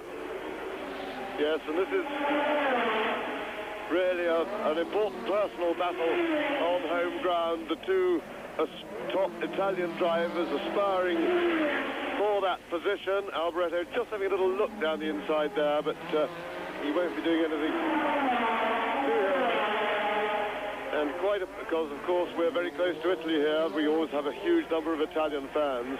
and just to add a little spice to it, they are not the best of friends personally. So De Angelis is no fan of Alboreto personally, so this is a personal battle as well. Alboreto's had a very eventful race, of course. He led for a while, he then spun on the oil that was put down in accident at Saint-Devote early in the race, came back into the race only to retook the lead from Alan Prost, may have just brushed some barriers either in his spin or later because he then had a puncture, went in and changed tyres, and another charge back through the field, and here he is now challenging Elio De Angelis for second place. Very stirring drive indeed from Alboreto. He's driven with real verve today. And these two, of course, are the men who are leading the World Championship. Elio De Angelis in the black and gold JPS Lotus Renault is leading the championship on 16 points. And Alboreto is second with 12 points and shows his nose of the Ferrari to Elio De Angelis. And on lap 63 then, Alain Prost there is the race leader ahead of De Angelis and Alboreto battling for second, with Cesaris in the Ligier in fourth position. In fifth place, the top English driver, Derek Warwick. In fifth position is Warwick. Sixth is Nigel Mansell. Seventh is Jacques Lafitte. And Alboreto really pressing Elio De Angelis now. Two quiet Italians. The concert pianist, Elio De Angelis, and the very calm and deliberate Michele Alboreto.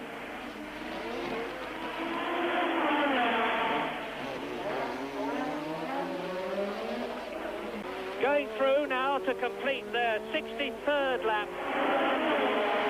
Now, behind them as Alboreto goes through and takes that second position in as stirring a passing manoeuvre, getting past De Angelis and Saint-Devote as he had earlier on when he took the race leadership from Prost. Tremendous stuff, because De Angelis is not taking that line down one little bit, and he was even having a little look inside going into the Casino Square. Now here we see it again, and again Alboreto, I think he solves Elio De Angelis a bit of a dummy and jumps him down the inside, and that was very good driving. Really, Alboreto has put on the most entertaining and stirring display today. His passing of Alain Prost earlier when he did it at Saint-Devote again, but round the outside that time, was really exciting stuff. So Michele Alboreto is now, as you see on the caption, 26.5 seconds behind race leader Alain Prost, who in fact has been taking it pretty easy out front. He's been pacing himself to De Angelis. He may now have to change pace a little bit. With only some 14 laps to go, he's got plenty of space with which to manoeuvre, so I don't think Prost will be getting very excited or worried out front there. The gap is 26 seconds between the man you're looking at, Alain Prost, the leader, and Michele Alboreto, who is in second place, and they're on lap 65 out of 8. Third now is De Angelis, fourth is De Cesaris, fifth is Warwick, sixth is Mansell, seventh is Jacques Lafitte, eighth is Keke Rosberg, ninth is Thierry Boutsen, 10th is Jonathan Palmer, 11th of the last man running is Martin Brundle, and only five are on the same lap. Prost, De Angelis, Alboreto, De Cesaris and Derek Warwick.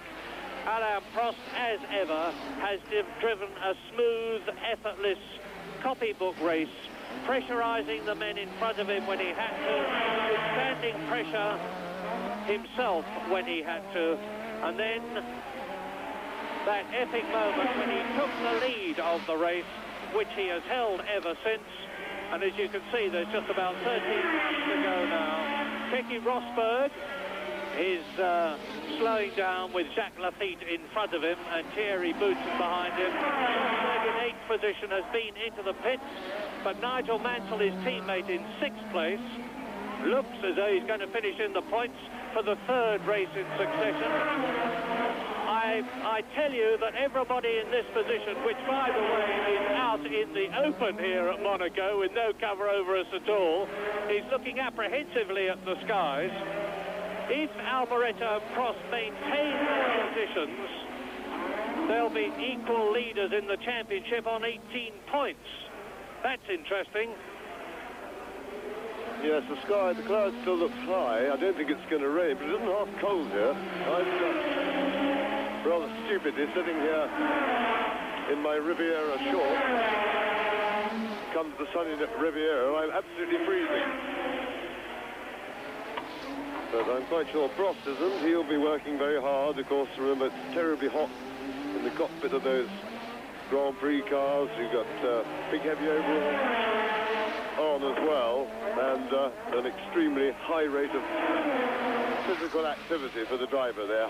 Very hard work, remember, to drive these cars, and Prost and all the drivers will now be very, very tired indeed. It's really almost like a battle to hang on physically at this stage of the race. You get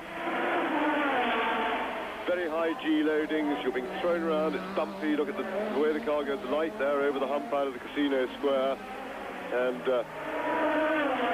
they're doing something like 26 or 28 gear changes a lap around here. So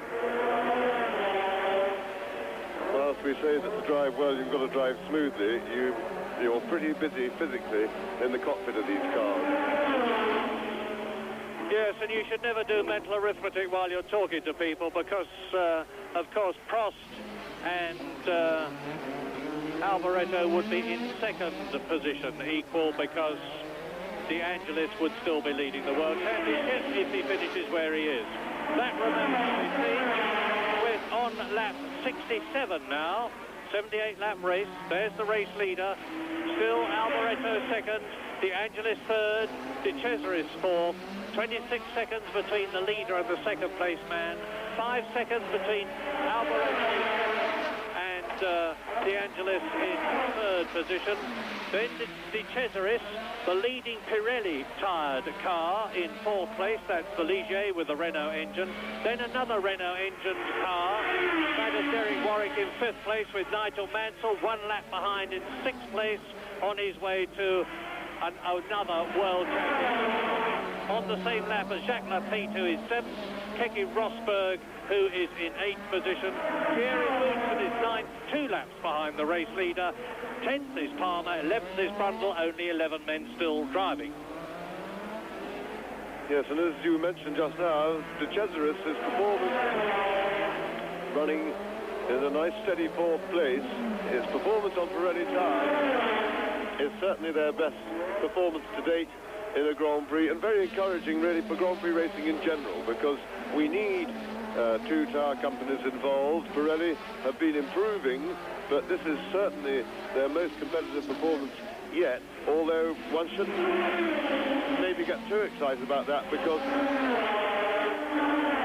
this is a peculiar circuit, and tyres that work here may not necessarily be any good anywhere else. So, but I think we all hope that Pirelli will get fully competitive as soon as possible, because that will be good for the sport. Just look at the way Michele Alboreto is throwing that V6 Ferrari about with some 750 horsepower under his foot.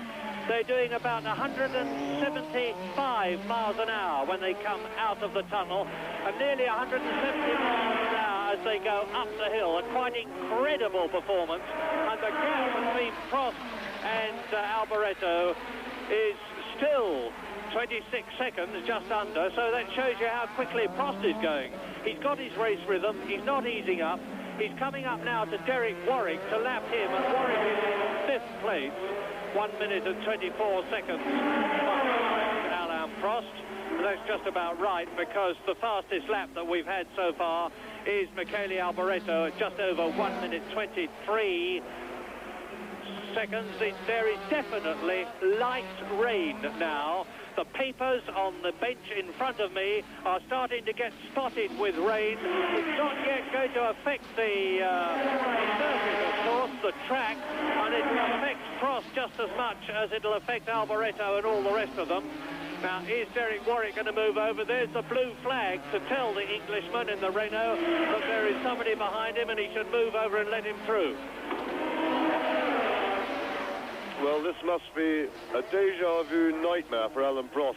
Out there with a comfortable lead, should he push hard? Now, although there certainly isn't enough rain as yet to have made the track wet or in any way slippery, but Prost will probably have seen the spots of rain on his visor, and then you're in that terrible dilemma where you're not quite sure how wet the track's going to be at each succeeding corner as they arrive.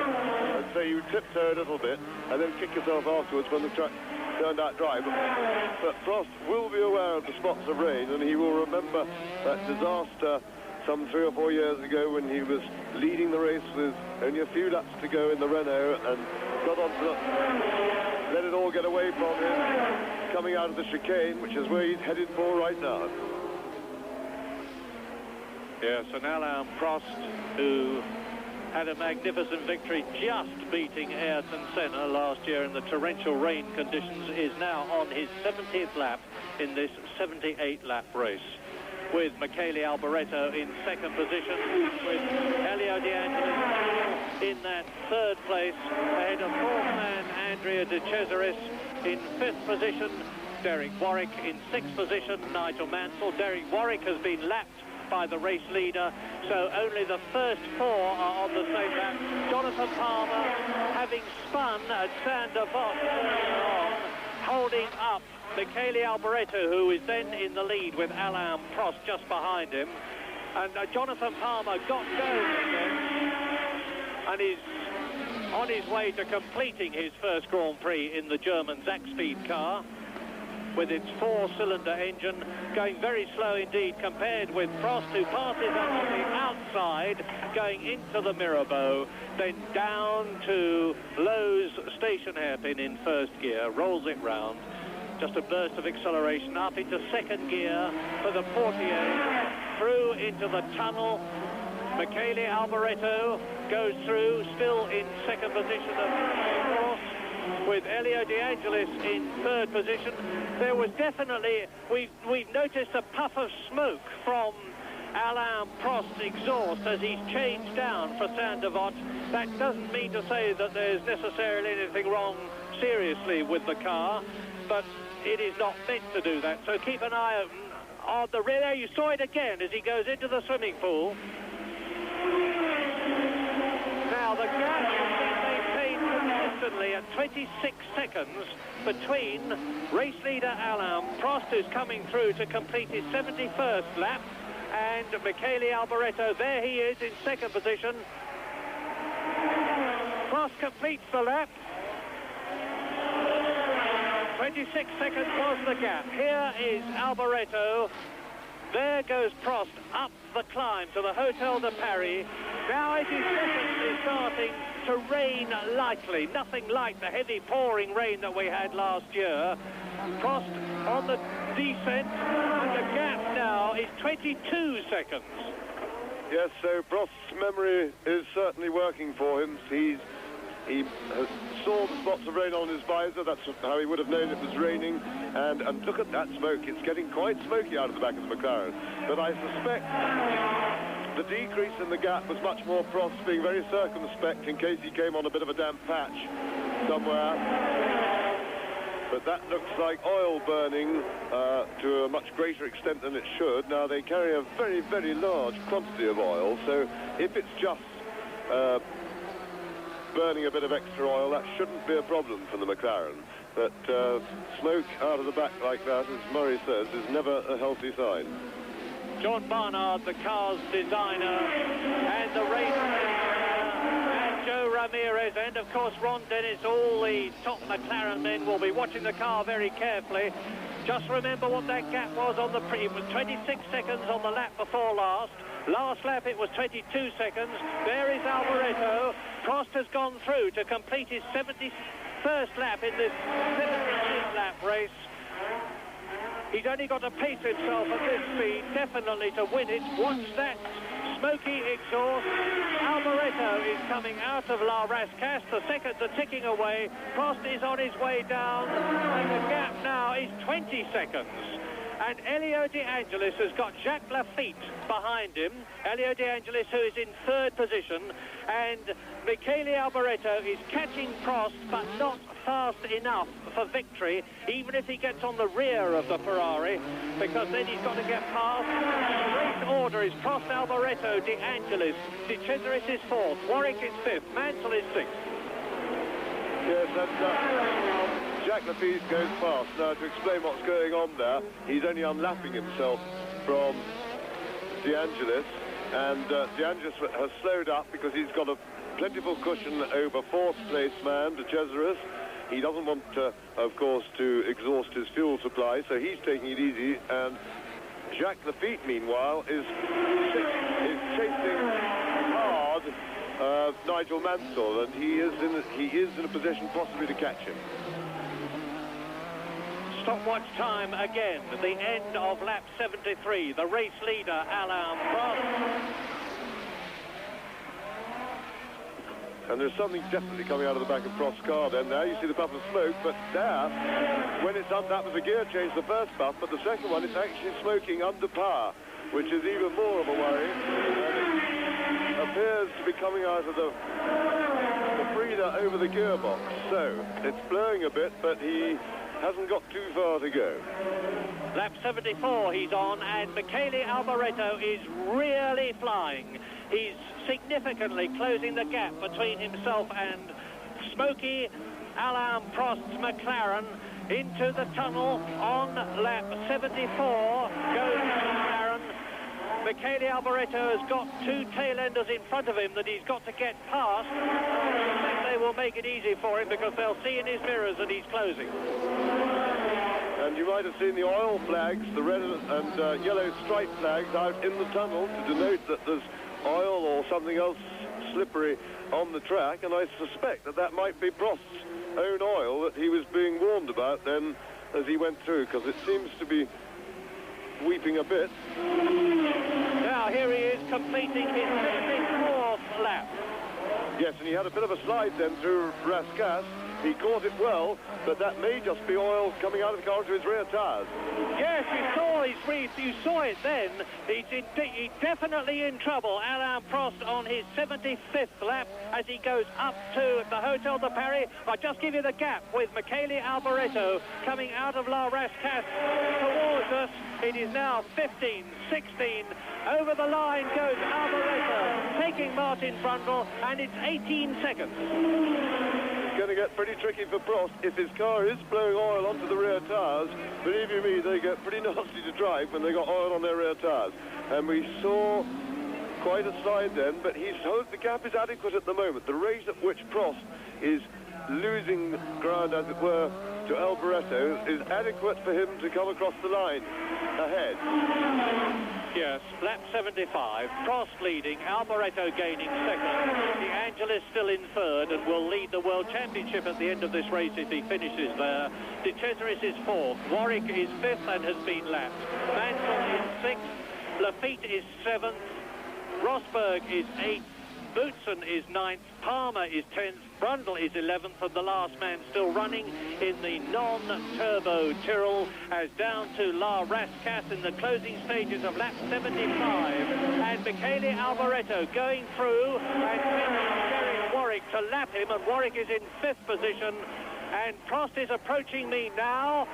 Prost goes past me now, and Michele Alboreto is coming out of the swimming pool complex of corners into La Rascasse, and I think it's going to be another 2 seconds gain, but as James has just said, that is not nearly enough in the 3 laps to the left, including the one that they are on now. And you can see, by the way, that the tyres are definitely getting wet. In fact, Prost has extended his lead. It is now 21 seconds. And the spots of rain are increasing in intensity. It's going to be, I think, a wet couple of last laps. And the oil flag marshal pointing ahead of him into the tunnel as Prost goes into it on his 76th lap with 77 and 78 laps to go, the 77th and 78th of this one. But he has a 21-second cushion between himself and Michele Alboreto, and if he can just keep the car running, that is more than enough. Yes, there's more drizzle now than there has been before, but still not enough to actually make the track surface wet. It just needs a little bit more to liven it up that way, and of course that would be a big problem for Prost if he's got oily rear tyres, because the bit of water mixed in with that lot makes things makes it really a major handful. However, Prost looks pretty steady, pretty collected. He knows how far away Alboreto is. He knows he has only got to keep things together and get it home mechanically to win the race. And Prost is coming up to a couple of tail-enders who are going to delay him. I don't think he's going to take a chance to try and get past them, and I don't really see why he should. The gap between Prost and Alboreto is 18 seconds still, so although Alboreto definitely close, and the smoking car there was De Cesaris's, or was it Lafitte's Ligier? Let's have a look. It's De Cesaris's car. De Cesaris is in trouble, and he is in fourth place. Right behind him, you see one of the Williams cars, and taking him into the tunnel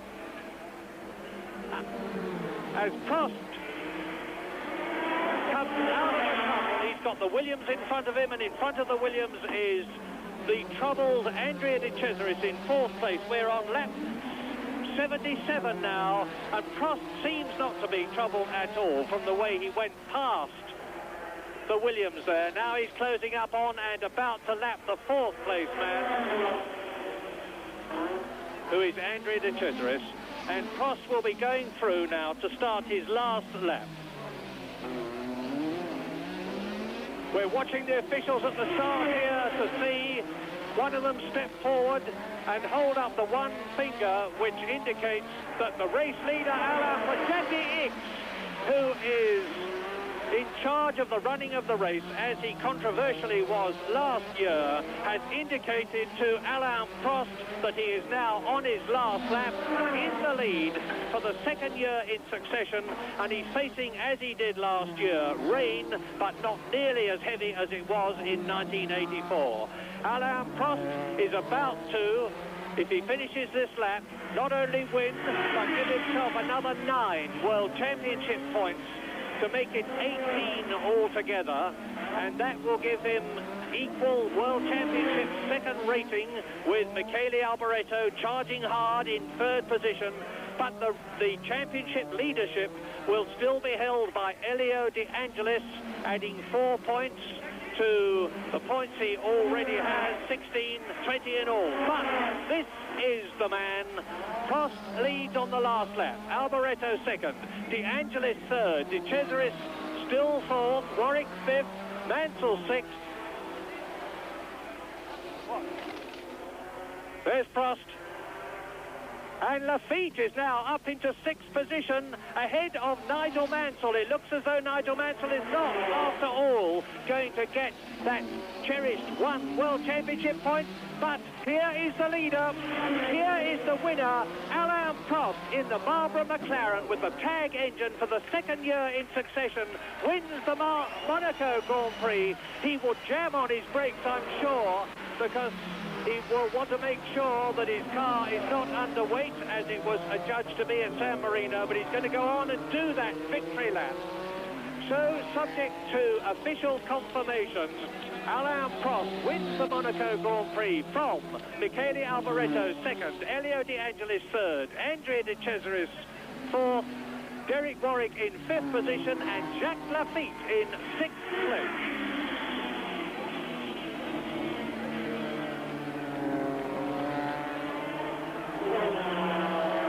So Prost's second win of the season. Of course, it would have been his third, but for being disqualified after that San Marino Grand Prix a couple of weeks ago when the car was underweight. Let's confirm the positions for you. Prost gets 9 points today. Alboreto 6, De Angelis 4, De Cesaris 3, Warwick 2, and Jacques Lafitte 1. We'll confirm what that means as far as the Drivers' Championship table. ただアルボレート、そしてアラン・プロストが18ポイント、2ポイント差で迫っています。このレースアイルトン・セナはノーポイント、ランキング5位、9ポイントとなっています。そしてコンストラクターズチャンピオンシップですけれども、ロータスが29ポイントでトップ、フェラーリ22ポイント、マクラーレン21ポイント。この3チームというのは小倉さん分かりますけれども、接戦の予感がする第4戦ですよね。そうですね、改めて85年のモナコ、最終的にはアラン・プロストが制したわけですが、振り返っていかがでしょうか。やはりプロストのその、強さ、堅実な勝ち方、これが本当に見て取れましたね。そしてやはりアルボレート、タイヤがパンクして2位になりましたけど、やっぱりドライバーの評価に厳しいエンツォ・フェラーリが見込んで選んだ男、その速さ、鋭さが見えましたよね。もうこの年のミケーラは本当に輝いてましたね。さあ、コ・レーニエ対抗からトロフィーを受け取ってアラン・プロスト、フランス国歌です。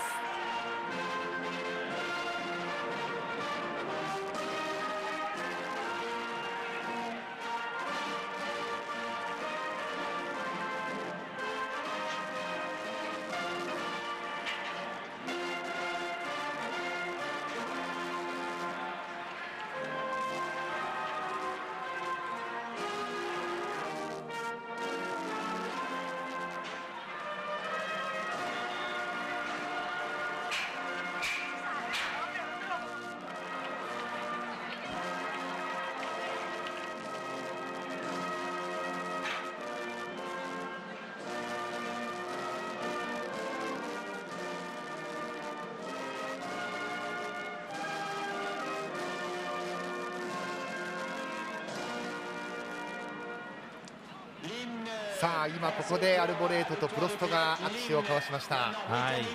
アルボレート遅れてきたんですね。そうですね、ちょっと国歌が当時は生演奏じゃないんですね。さあプロストが高々とトロフィーを掲げました。さあそこにデアンジェリスもやってきたようです。マクラーレン、フェラーリ、そしてロータスの3人が表彰台、タイトルへの思い強めるアラン・プロストの勝利で85年のモナコグランプリ幕を閉じるということになりました。 F1 レジェンズ、ここまでの解説小倉重則さんでした。小倉さん、どうもありがとうございました。ありがとうございました。